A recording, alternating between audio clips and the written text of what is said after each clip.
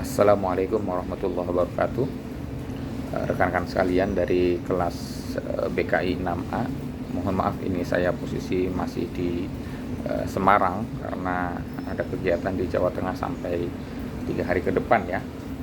Ini kelompok 1 terkait dengan fikih keluarga, pembahasan tentang syariah, fikih dan konun gitu ya.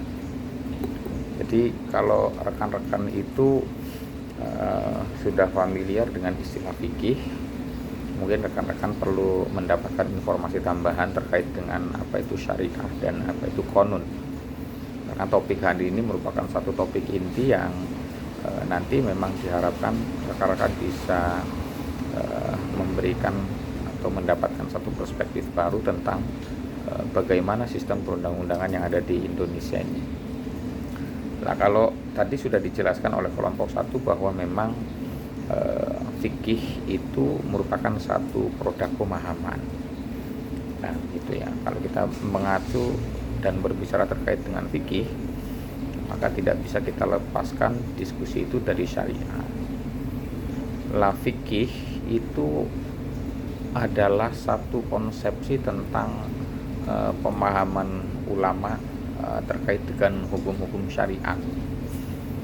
Nah, jadi karena sifatnya ini merupakan pemahaman dari ulama, maka sesungguhnya fikih itu tentu saja sangat bergantung kepada bagaimana perspektif dari ulama itu sendiri terkait pembacaannya atas teks-teks syariat. Nah, maka kalau fikih itu merupakan produk yang dibaca oleh ulama, maka sesungguhnya yang dibaca itulah yang kemudian disebut dengan syariat. Nah, syariat itu secara bahasa memang artinya adalah jalan gitu. Jalan yang menghantarkan kepada sesuatu. Nah, kalau kita berbicara di dalam perspektif umum, maka yang dimaksud dengan syariat itu ya tentu saja adalah Quran dan hadis sebagai dua sumber utama dari hukum Islam. Nah, begitu ya. Jadi kalau ada orang kemudian mencoba menanyakan apa itu syariat, maka sesungguhnya yang dimaksud itu adalah Quran dan hadis. Nah, karena itu sebagai sifatnya sebagai sumber hukum, maka syariat itu memiliki karakteristik yang sabit. Dia itu harus konstan, dia relevan dengan perkembangan zaman begitu, karena tentu saja ketika Al-Quran diturunkan itu tentu saja konsepsi tentang keberlakuan Al-Quran itu akan selalu ada di sepanjang masa gitu ya. Nah, karena ada di sepanjang masa, karena itu yang boleh relevan dengan perkembangan sejarah umat manusia itu ya hanya Al-Quran begitu ya. Nah, karena itulah kemudian syariat dikatakan syariat karena Al-Quran itu merupakan satu jalan yang menuju kepada Tuhan gitu ya. Karena tentu yang dimaksud dengan siapa pencipta dari syariat itu sendiri ya, maka itu adalah Allah Subhanahu wa taala tentu saja begitu. Lah itu syariat ya. Lah sementara yang dimaksud dengan fikih itu adalah pemahaman ulama terhadap syariat itu sendiri.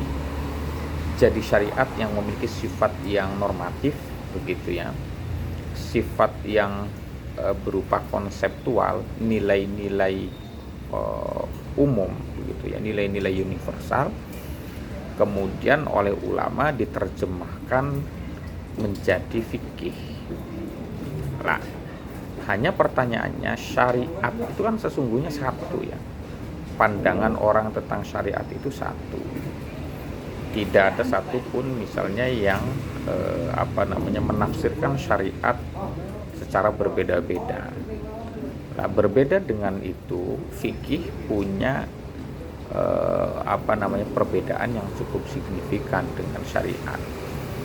Karena itu fikih itu bisa berbeda-beda dari satu ulama dengan ulama yang lain. Karena memang tentu saja pemahaman ulama, kedalaman keilmuan dari satu ulama dengan ulama yang lain itu tentu berbeda satu sama lain.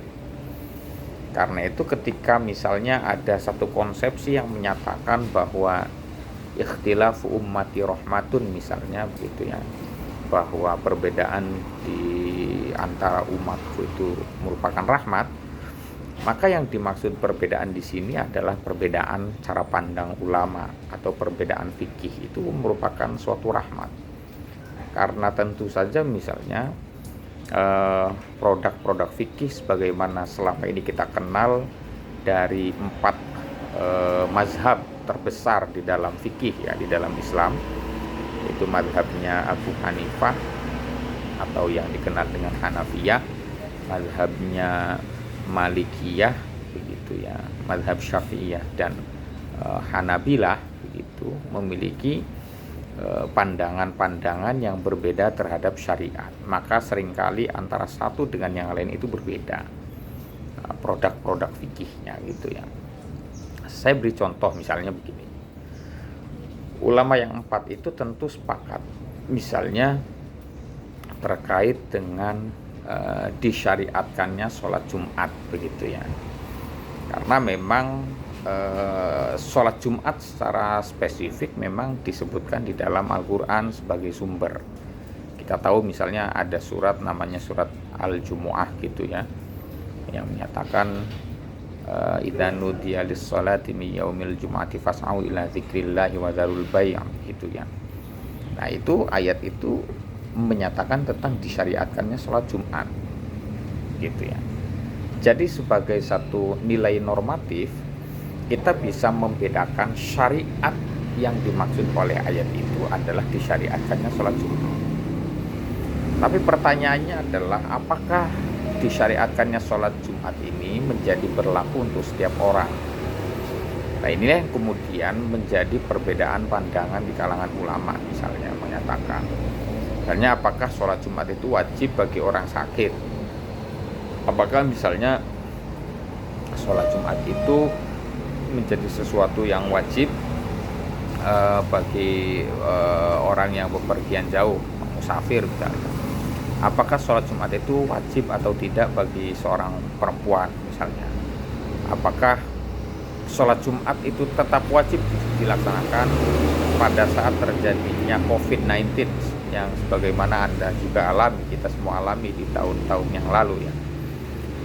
Lah itu kan produk dari pembacaan syariat itu akan melahirkan hukum yang akan berbeda satu sama lain. Karena itulah hukum-hukum yang berbeda itu menjadi fikih, karena tergantung bagaimana cara pandang ulama menafsirkan, memahami dan mengkontekstualisasikan ayat itu terhadap problematika kehidupan.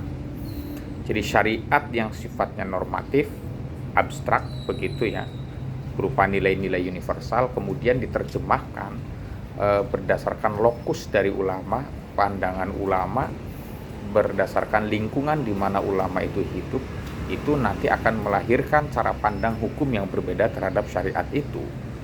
Nah, seperti itu ya, seperti misalnya Syafi'iyah yang melihat pada aspek beliau hidup di Mesir misalnya, tinggal di Mesir di mana air itu sangat melimpah, tentu saja mengkonsepsikan narasi tentang wudhu itu akan jauh berbeda misalnya dengan ulama yang tinggal di tempat-tempat di mana air itu sangat kekurangan misalnya, seperti itu ya.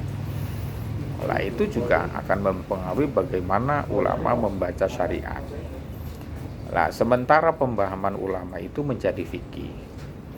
Nah, sekarang apa kaitannya dengan konunnya? Lah, fikih yang kemudian diadopsi menjadi undang-undang itulah yang disebut dengan konun. Nah, maka secara sederhana sebetulnya terjemah dari konun itu adalah undang-undang. Tapi di dalam perbincangan hukum Islam, di perbincangan tentang narasi hukum Islam, yang dimaksud konun itu adalah satu pandangan-pandangan tentang hukum yang dinarasikan oleh para ulama, kemudian itu diadopsi menjadi undang-undang suatu daerah, maka itu disebut dengan konun. Maka misalnya di dalam konsepsi tentang peraturan perundang-undangan, maka undang-undang dasar kita adalah sebagai konstitusi atau sebagai konun dalam pandangan Islam. Peraturan pemerintah itu juga menjadi konun atau satu undang-undang begitu. Jadi ketika fikih itu menjadi satu aturan negara yang diterapkan, maka dia dikatakan sebagai qanun. Nah, coba pertanyaannya adalah, kalau begitu apa yang membedakan karakteristik antara syariah, fikih dengan qanun? Nah, tadi sudah dijelaskan di awal bahwa syariat itu sifatnya adalah kholidah. Dia akan selalu berlaku konstan sepanjang masa. Sementara fikih dan qanun di satu sisi dia bisa saja tidak sesuai lagi dengan kebutuhan dan tuntutan zaman misalnya. Karena itu antara fikih dengan qanun itu sama-sama memiliki karakteristik sangat mungkin berubah sesuai dengan kebutuhan zaman misalnya, seperti itu ya.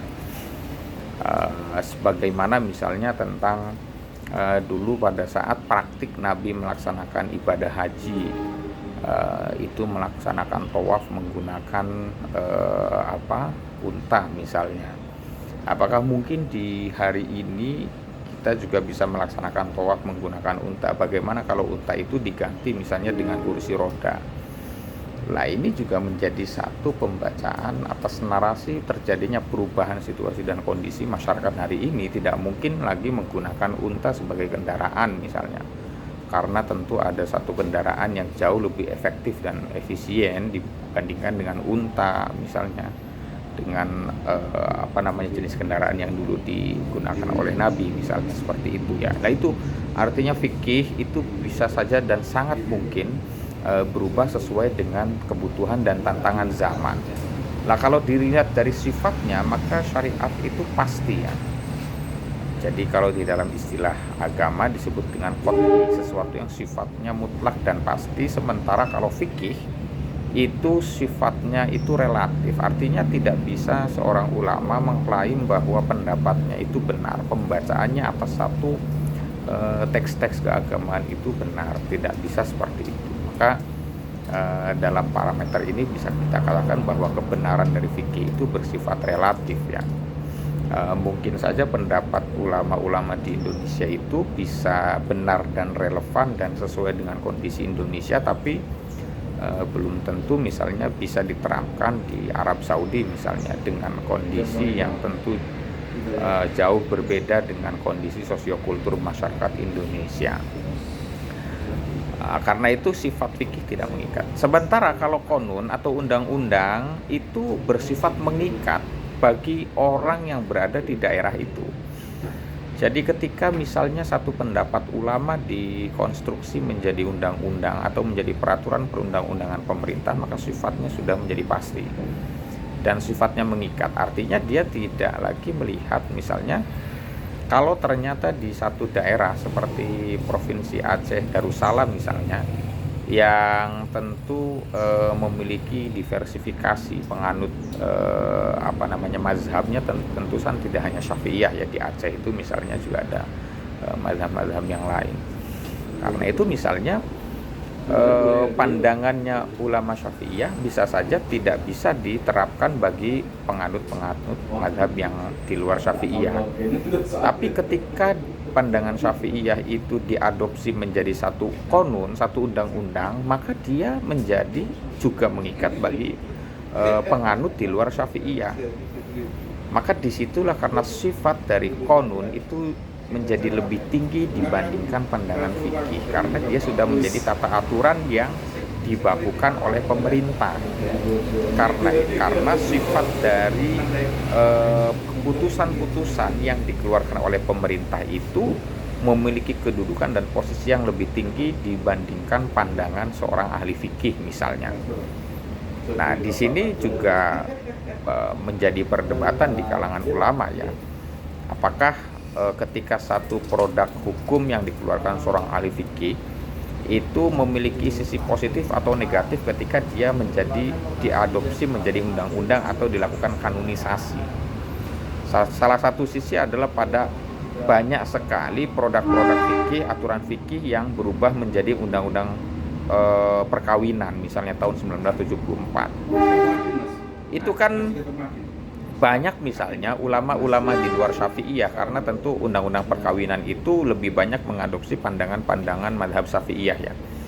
Nah, ada beberapa pandangan di dalam pasal-pasal yang ada di dalam undang-undang perkawinan itu yang tentu tidak sesuai dengan paradigma Syafi'iyah.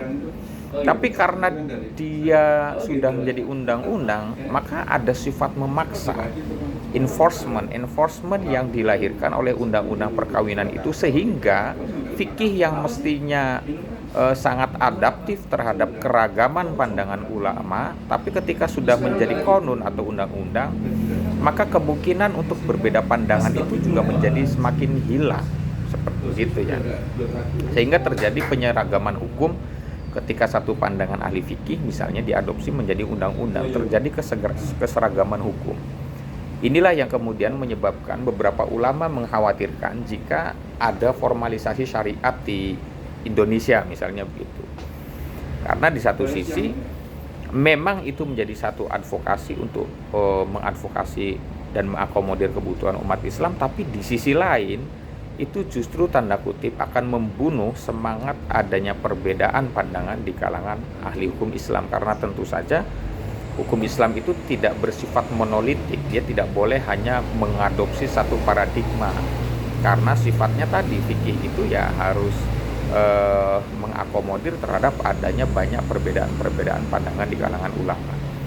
Karena itulah sebetulnya dalam beberapa kasus perda-perda syariah yang ada di Nangro Aceh Darussalam itu memang di dalamnya juga mengandung otokritik. Artinya bahwa itu menjadi bermasalah di satu sisi karena seakan-akan terjadi penyeragaman terhadap hukum Islam yang justru sebetulnya di satu sisi diberikan keleluasaan bagi para ulama untuk terjadinya perbedaan pandangan gitu ya. Jadi saya kira itu ya sebagai pengantar sederhana saya terkait dengan kelompok 1. Nanti kita lanjutkan di sesi berikutnya karena saya harus melanjutkan perjalanan ya dan kegiatan yang lain. Assalamualaikum warahmatullahi wabarakatuh.